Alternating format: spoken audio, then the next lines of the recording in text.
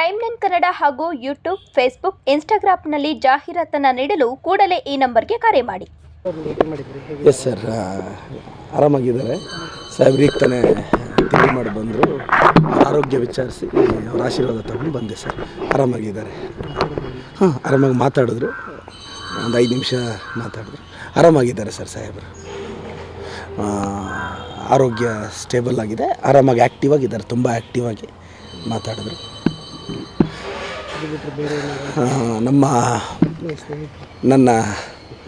ನಾನು ಒಂದು ಜ್ಯೋತಿಷ್ ಶಾಲೆಗೆ ಹೋಗಿದ್ದೆ ಸರ್. ಆ ಜ್ಯೋತಿಷ್ ಶಾಲೆ ತುಂಬ ಫೇಮಸ್ಸು. ಅಲ್ಲಿ ಜಾತಕ ಕೇಳಿದೆ ಆರ್ ಅಶೋಕ್ ಅವ್ರ ಬಗ್ಗೆ. ಅವ್ರು ಇದ್ಕೊಂಡು ಜ್ಯೋತಿಷ್ಯ ಹೇಳಿದ್ರು, ಆರ್ ಅಶೋಕ್ ಅವರು ಔಟ್ ಗೋಯಿಂಗ್ ವಿರೋಧ ಪಕ್ಷದ ನಾಯಕರು, ಸುನೀಲ್ ಕುಮಾರ್ ಅವರು ಇನ್ಕಮಿಂಗ್ ವಿರೋಧ ಪಕ್ಷದ ನಾಯಕರು ಅಂತ ಒಂದು ಹೇಳಿದ್ರು. ಎರಡನೇದು ಮತ್ತೆ ಕೇಳಿದೆ, ಇನ್ನೇನಾದರೂ BJP ಬಗ್ಗೆ ಜಾತಕ ಹೇಳ್ಬೋದಾ ಅಂತ ಕೇಳಿದೆ. ಪದ್ಮನಾಭ ನಗರದಲ್ಲಿರೋ ಜ್ಯೋತಿಷ್ ಶಾಲೆಯ ಬರೀ ಸುಳ್ಳು ಹೇಳ್ತಾ ಇದೆ. ಪದ್ಮನಾಭ ನಗರದಲ್ಲಿ ಒಂದು ಜ್ಯೋತಿಷ್ ಶಾಲೆ ಇದೆ, ಆರ್ ಅಶೋಕ್ ಜ್ಯೋತಿಷ್ ಶಾಲೆ ಅಂತ, ಅದು ಬರೀ ಸುಳ್ಳು ಹೇಳುತ್ತೆ. ಅದಕ್ಕೆ ನಿಜ ಜ್ಯೋತಿಷ್ಯ ಹೇಳೋ ಕಡೆ ಹೋಗಿದ್ದೆ. ಅವರು ಇದ್ಕೊಂಡು ಪಾಪ ಆರ್ ಅಶೋಕ್ ಅವ್ರ ಚೇರು ಅಕ್ಟೋಬರಲ್ಲೇ ಅಲ್ಲಾಡೋದ್ರಿಂದ BJPಯಲ್ಲಿ ಅಕ್ಟೋಬರ್ ಕ್ರಾಂತಿ ಆಗುತ್ತೆ, ಸುನೀಲ್ ಕುಮಾರ್ ಅವರು ಅದಕ್ಕೆ ಬಂದು ಕೂರ್ತಾರೆ ಅಂತ. ಯತ್ನಾಳ್ ಅವ್ರು ಬೇರೆ, ಮತ್ತು ಯತ್ನಾಳ್ ಅವ್ರ ಬಗ್ಗೆನೂ ಕೇಳಿದೆ, ಅವ್ರ ಭವಿಷ್ಯ ಏನಾಗ್ಬೋದು ಅಂತ. ಸೊ ಯತ್ನಾಳ್ ಅವರು, CT ರವಿ ಅವರು, ಆರ್ ಅಶೋಕ್ ಅವರು ಮತ್ತು ವಿಜೇಂದ್ರ ಅವರು, ಇವ್ರು 3 ಜನ ನೀವು ಸೈಡ್ಲೈನ್ ಮಾಡಿದ್ರೆ ಮಾತ್ರ ಪಕ್ಷಕ್ಕೆ ಬರ್ತೀನಿ ಅಂತ ಯತ್ನಾಳ್ ಅವರೇನೋ ಕಂಡೀಷನ್ ಹಾಕಿದ್ದಾರಂತೆ. ಇದು ಜಾತಕ ಸರ್, ಅವ್ರು ಹೇಳಿದ್ದಾರೆ ಅಂತಲ್ಲ. ಮತ್ತು ಪ್ರಹ್ಲಾದ್ ಜೋಶಿ ಸಾಹೇಬ್ರ ಬಗ್ಗೆನೂ ಕೇಳಿದೆ, ಅವ್ರ ಭವಿಷ್ಯ ಏನಾಗಬೇಕು ಅಂತ.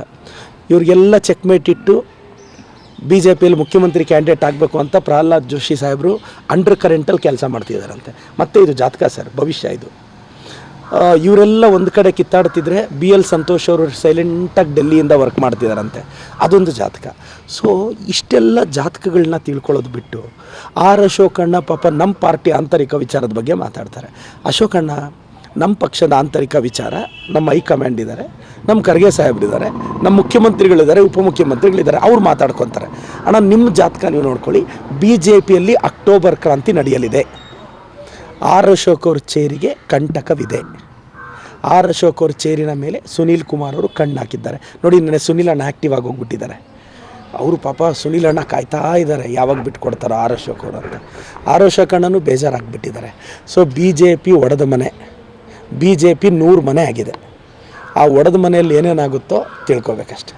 ಈಗ ಪ್ರಹ್ಲಾದ್ ಜೋಶಿ ಅವರು ಕೂಡ ಜಾತಿ ಸಾಮಾಜಿಕ ಶೈಕ್ಷಣಿಕ ಸಮೀಕ್ಷೆ ಬಗ್ಗೆ ಹೇಳಿಕೆಯನ್ನು ಕೊಟ್ಟಿದ್ದಾರೆ ಸರ್.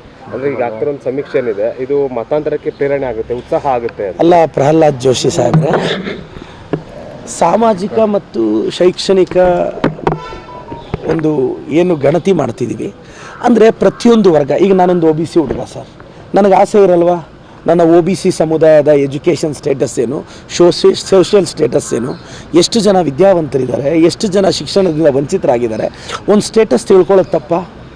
ಪ್ರಹ್ಲಾದ್ ಜೋಶಿ ಸಾಹೇಬ್ರೇನೋ ದೈವ ಬಲ ದೈವ ಇಚ್ಛೆಯಿಂದ ಮೇಲ್ವರ್ಗದಲ್ಲಿ ಹುಟ್ಟಿದ್ದಾರೆ. ಸೊ ಅವರು ಬಾರ್ನ್ ರಿಚ್ಚು, ಅವರು ಆಗರ್ಭ ಶ್ರೀಮಂತರಿದ್ದಾರೆ, ಚೆನ್ನಾಗಿ ಬೆಳೆದಿದ್ದಾರೆ, ಅವ್ರ ಮನೇಲಿ ಚೆನ್ನಾಗಿ ನೋಡ್ಕೊಂಡಿದ್ದಾರೆ, ಅವ್ರನ್ನ ಚೆನ್ನಾಗಿ ಓದಿಸಿದ್ದಾರೆ. ಬಟ್ ನಮ್ಮಂಥ OBC ಮಕ್ಕಳು ನಾವು ಹಂಗೆ ಬೆಳೆದಿಲ್ವೇ? ಪ್ರಹ್ಲಾದ್ ಜೋಶಿ ಸಾಹೇಬ್ರ ಥರ ನಾವೆಲ್ಲ ಇಂಗ್ಲೀಷ್ ಮೀಡಿಯಮಲ್ಲಿ ಓದಿಲ್ವೇ? ಅವ್ರ ತಂದೆ ತಾಯಿ ಎಷ್ಟು ನೋಡ್ಕೊಂಡು ಚೆನ್ನಾಗಿ ಆರ್ಥಿಕ ಸ್ಥಿತಿವಂತರು ಎಲ್ಲರೂ ಇರಲ್ವೇ? ಸೊ ಪ್ರಹ್ಲಾದ್ ಜೋಶಿ ಸಾಹೇಬ್ರೆ, ನೀವು ತುಂಬ ಮೆಚ್ಯೂರ್ಡಾಗಿ ಯೋಚನೆ ಮಾಡೋ ರಾಜಕಾರಣಿ ಅಂದ್ಕೊಂಡಿದ್ದೆ ಸರ್. ಈಗ ಒಂದು ಸೆನ್ಸಸ್ ಆದರೆ ತಮಗೇನು ಸಮಸ್ಯೆ ಅಂದರೆ, ತಾವೇನೋ ಮೇಲ್ವರ್ಗದಲ್ಲಿ ಹುಟ್ಟಿದ್ದೀರಾ ಸರ್, ಓಕೆ, ತಾವು ಬ್ಲೆಸ್ಡ್.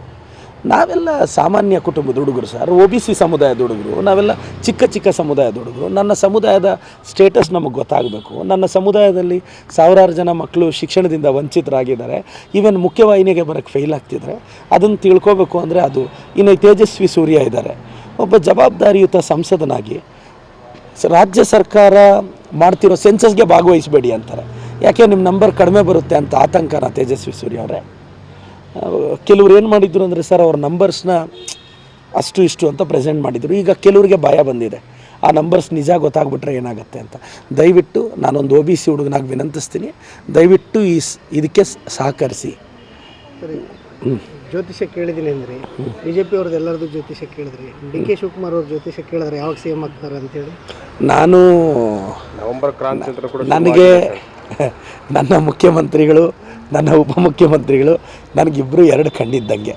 ನಾನು ಪಕ್ಷದ ಸಾಮಾನ್ಯ ಕಾರ್ಯಕರ್ತ, ಸೊ ನಾನು ಅದಕ್ಕೆ ಹೇಳೋಕ್ಕಾಗಲಿಲ್ಲ, ಯಾಕೆಂದರೆ ನನ್ನ ಹೈಕಮಾಂಡು ತೀರ್ಮಾನ ತಗೊಳುತ್ತೆ. ಸೊ ನಾನು ಹೋದಾಗ ಬಿ ಜೆ ಪಿಯವ್ರ ಭವಿಷ್ಯ ಮಾತ್ರ ಕೇಳ್ಕೊಂಬಂದೆ. ಡಿ ಕೆ ಶಿವಕುಮಾರ್ ಅವ್ರ ಭವಿಷ್ಯ ಹೈಕಮಾಂಡ್ ನಿರ್ಧಾರ ಮಾಡುತ್ತೆ. ಬಟ್ ಅದ್ರ ಬಗ್ಗೆ ನಾನೇನು ಮಾತಾಡ್ಲಾರೆ. ನನಗೆ C M D C M ಇಬ್ಬರು 2 ಕಣ್ಣಿದ್ದಂಗೆ, ನಾನು ಯಾರನ್ನೂ ಬಿಟ್ಕೊಡ್ಲಾರೆ. ಮೂರನೇ ಕಣ್ಣು ಏನಿಲ್ವಾ ಸರ್? 2 ಕಣ್ಣು ಬಿಟ್ಟು ಅದು ಹೈಕಮಾಂಡ್ ಇದೆ ಸರ್. ನನ್ನ ವೈಯಕ್ತಿಕ ಅಭಿವೃದ್ಧಿಗೆ ಸಿದ್ದರಾಮಯ್ಯ ಸಾಹೇಬರು, ಡಿ ಕೆ ಸಾಹೇಬರು, ಖರ್ಗೆ ಸಾಹೇಬರು, ಹೈಕಮಾಂಡು, ನನಗೂ 4 ಕಣ್ಣುಗಳು ಭಾಳ ಮುಖ್ಯ ಸರ್. ನಿಮ್ಮ ಸ್ನೇಹಿತರು ಸುಧಾಕರ್ ಅವರು ಸಹ ನಿಮ್ಮ ಮೇಲೆ ಆರೋಪ ಮಾಡಿದ್ದಾರೆ, ಕೆಲವು ಫ್ಲೆಕ್ಸ್ಗಳನ್ನು ಇದನ್ನು ಹಾಕಿದ್ರು. ಇಲ್ಲ ಪಾಪ, ಅದು ಏನು ಮಾಡಿದ್ದಾರೆ ಅಂದರೆ, ಅವರು ಮೊದಲು ಅನುದಾನ ಇಲ್ಲ ಅಂದರು. ಈಗ ಅನುದಾನ ತಂದರೆ ನಾವು ಸ್ವಲ್ಪ ಅಲ್ಲಿ ಬೋರ್ಡ್ ಥರ ಹಾಕಿ ಸ್ವಲ್ಪ ನಮ್ಮ ಹುಡುಗರು ಏನು ಮಾಡಿದ್ದಾರೆ, ಸ್ವಲ್ಪ ಫೋಟೋನ ಚೆನ್ನಾಗಿ ಪ್ರೆಸೆಂಟ್ ಮಾಡಿದ್ದಾರೆ. ಇವ್ರು ಏನು ಸ್ಟ್ಯಾಚ್ಯೂಗಳು ನಿಲ್ಲಿಸ್ಬಿಡ್ತಾ ಇದ್ದಾನೆ ಅಂತ ಕಾಮೆಂಟ್ ಮಾಡಿದ್ದಾರೆ. ಅದು ಸ್ಟ್ಯಾಚ್ಯೂ ಅಲ್ಲ ಸರ್, ಇಟ್ಸ್ ಅ ವೇ. ನೀವು ಸುಮ್ಮನೆ ಯಾವುದೋ ಟ್ರೆಡಿಷ್ನಲ್ ವೇಲ್ ಬೋರ್ಡ್ ಹಾಕ್ತಿದ್ರು, ನಾವು 2ನೇದು ಸ್ವಲ್ಪ ಚೆನ್ನಾಗಿ ಬೋರ್ಡ್ ಹಾಕ್ತಿದ್ದೀವಿ.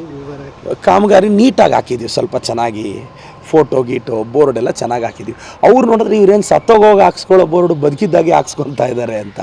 ಅಂದರೆ ನೀವೆಲ್ಲ ಸತ್ತ ಮೇಲೆ ಸಾಧಿಸೋದನ್ನು ನಾವು ಬದುಕಿದ್ದಾಗೆ ಸಾಧಿಸಿದ್ದೀವಿ ಅಂತ, ಅದು ಅವ್ರಿಗೆ ಕೊಡ್ತಾ ಇರೋ ಮಾಹಿತಿ ಸರ್.